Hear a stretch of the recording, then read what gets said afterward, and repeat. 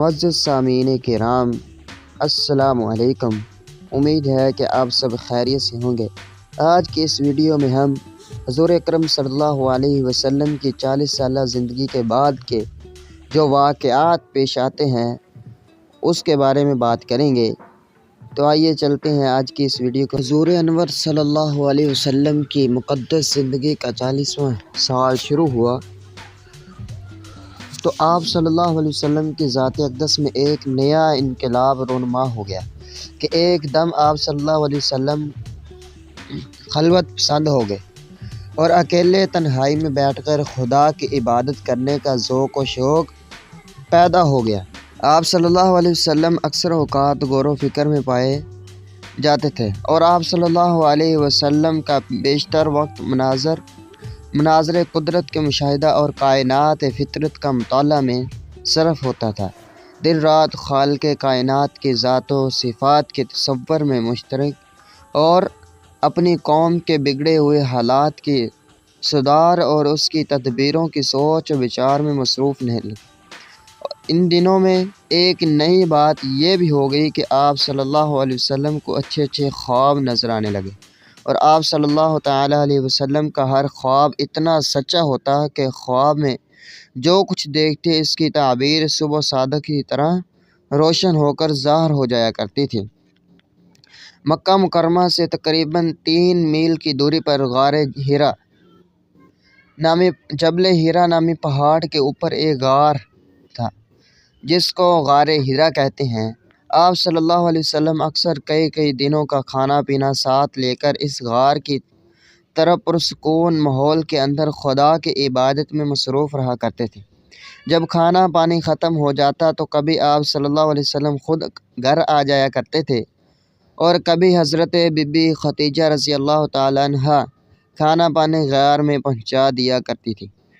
آج بھی یہ نورانی غار اپنی اصلی حالت میں موجود اور زیارت گاہ ہے۔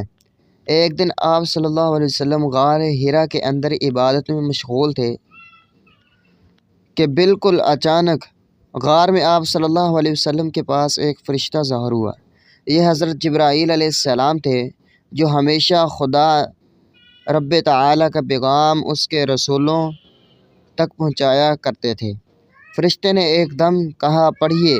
آپ صلی اللہ تعالیٰ علیہ وسلم نے فرمایا کہ میں پڑھنا نہیں جانتا۔ فرشتے نے آپ صلی اللہ علیہ وسلم سے پھر کہا کہ پڑھیے۔ آپ صلی اللہ علیہ وسلم نے فرمایا کہ میں پڑھنا نہیں جانتا۔ پھر تیسری مرتبہ آپ صلی اللہ علیہ وسلم کو اس فرشتے نے کہا کہ پڑھیے، تو آپ صلی اللہ علیہ وسلم نے پھر یہی جواب دیا کہ میں پڑھ نہیں سکتا۔ تو آخری مرتبہ فرشتے نے پھر زور کے ساتھ اپنے سینے سے لگا کر چھوڑا اور کہا کہ اقرأ بسم ربک الذی خلق خلق الانسان من علق اقرأ وربک الاکرم الذی علم بالقلم علم الانسان ما لم یعلم۔ یہی سب سے پہلی وحی تھی جو آپ صلی اللہ علیہ وسلم پر نازل ہوئی۔ ان آیتوں کو یاد کر کے حضور اکرم صلی اللہ علیہ وسلم اپنے گھر تشریف لائے، مگر اس واقعہ سے جو بالکل ناگہانی طور پر آپ صلی اللہ علیہ وسلم کو پیش آیا، اس سے آپ صلی اللہ علیہ وسلم کے قلب مبارک پر لرزہ طاری تھا۔ آپ صلی اللہ علیہ وسلم نے گھر والوں سے فرمایا کہ مجھے کمبلی اڑا دو، مجھے کمبل اڑاؤ۔ آپ صلی اللہ علیہ وسلم کا خوف دور ہوا تو کچھ سکون ہوا، تو آپ صلی اللہ علیہ وسلم نے حضرت بی بی خدیجہ رضی اللہ تعالیٰ عنہ سے عرض کیا جو غار میں پیش آنے والا واقعہ آپ سے بیان کیا اور فرمایا کہ مجھے اپنی جان کا ڈر ہے۔ یہ سن کر حضرت بی بی خدیجہ رضی اللہ تعالیٰ عنہ نے کہا کہ نہیں، ہرگز نہیں، آپ صلی اللہ علیہ وسلم کی جان کو کوئی خطرہ نہیں ہے۔ خدا کی قسم اللہ تعالیٰ کبھی بھی آپ صلی اللہ علیہ وسلم کو رسوا نہیں کرے گا۔ آپ صلی اللہ علیہ وسلم بہترین سلوک کرتے، دوسروں کا بار بار خود اٹھایا کرتے تھے، خود کما کر مفلسوں اور محتاجوں کو عطا فرمایا کرتے تھے، مسافروں کی مہمان نوازی کرتے اور حق و انصاف کی خاطر سب کی مصیبتوں اور مشکلات میں کام آتے۔ اس کے بعد حضرت خدیجہ رضی اللہ تعالیٰ عنہ آپ صلی اللہ علیہ وسلم کو اپنے چچا زاد بھائی ورقہ بن نوفل کے پاس لے گئے۔ ورقہ ان لوگوں میں سے تھے جو معاہد تھے اور اہل مکہ کی شرک و بدعت پرستی سے بیزار ہو کر نصرانی ہو گئے تھے اور انجیل کا عبرانی زبان سے عربی میں ترجمہ کیا کرتے تھے۔ بہت بوڑھے اور نابینا ہو چکے تھے۔ حضرت خدیجہ رضی اللہ تعالیٰ عنہ نے ان سے کہا کہ بھائی جان، آپ اپنے بھتیجے کی بات سنیے۔ ورقہ بن نوفل نے کہا کہ بتائیے، آپ نے کیا دیکھا ہے؟ تو حضرت رسول اللہ صلی اللہ تعالیٰ علیہ وسلم نے غار حرا کا پورا واقعہ بیان فرمایا۔ یہ سن کر ورقہ بن نوفل نے کہا، یہ تو وہی فرشتہ ہے جس کو اللہ تعالیٰ نے حضرت موسیٰ علیہ السلام کے پاس بھیجا تھا۔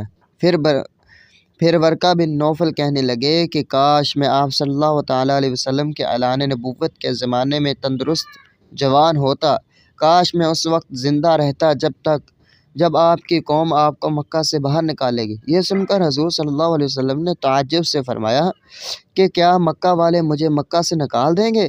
تو ورقہ بن نوفل نے کہا، جی ہاں، جو شخص بھی آپ صلی اللہ علیہ وسلم کی طرح نبوت لے کر آیا، لوگوں کے ساتھ دشمنی پر کمر بستہ ہو گئے۔ لوگ ان کے ساتھ دشمنی کرنے لگے۔ اس کے بعد کچھ دنوں تک وحی اترنے کا سلسلہ بند ہو گیا اور حضور صلی اللہ علیہ وسلم وحی کے انتظار میں مضطرب اور بے قرار رہنے لگے، یہاں تک کہ ایک دن حضور صلی اللہ علیہ وسلم کہیں گھر سے باہر تشریف لے جا رہے تھے کہ کسی نے یا محمد صلی اللہ علیہ وسلم کہہ کر پکارا۔ آپ صلی اللہ علیہ وسلم نے آسمان کی طرف سر اٹھایا اور دیکھا تو یہ نظر آیا کہ وہی فرشتہ حضرت جبرائیل علیہ السلام جو غار میں آیا تھا، آسمان و زمین کے درمیان ایک کرسی پر بیٹھا ہوا ہے۔ یہ منظر دیکھ کر آپ صلی اللہ علیہ وسلم کے قلب مبارک میں ایک خوف کی کیفیت پیدا ہو گئی اور آپ صلی اللہ علیہ وسلم مکان پر آ کر لیٹ گئے۔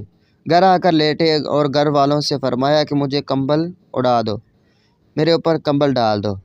چنانچہ آپ صلی اللہ علیہ وسلم کمبل اوڑھ کر لیٹے ہوئے تھے کہ ناگہانی آپ صلی اللہ علیہ وسلم پر سورۃ مدثر کی ابتدائی آیات نازل ہوئیں اور رب تعالیٰ کا فرمان اتر پڑا کہ یا ایھا المدثر قم فانذر وربک فکبر وثیابک فطہر والرجز فہجر، یعنی اے بلا پوش اوڑھنے والے، کھڑے ہو جاؤ، پھر ڈر سناؤ اور اپنے رب ہی کی بڑائی بولو اور اپنے کپڑے پاک رکھو اور بتوں سے دور رہو۔